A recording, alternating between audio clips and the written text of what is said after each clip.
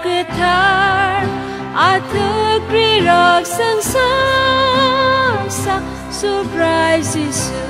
asai mani ahar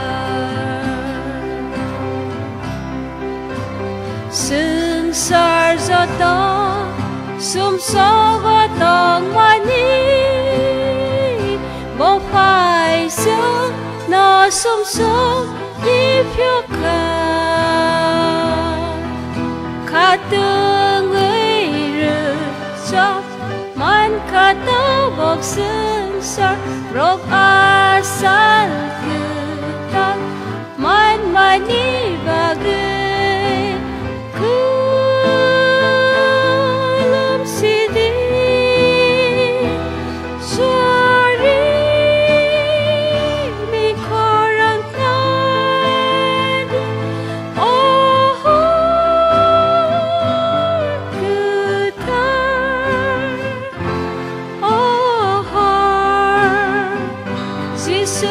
sai mà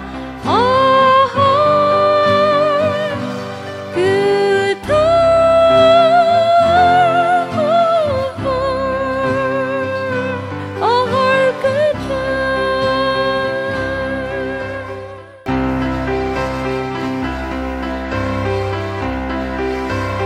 ôi to ni po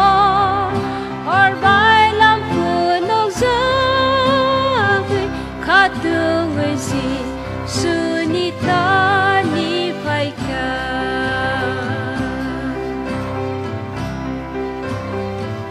atu kripo or vai ele mikro ka jisu ni ta ni phải ơi kulung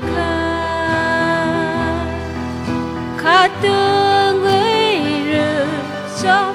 man khá tao bọc sương sar rộp asal cứ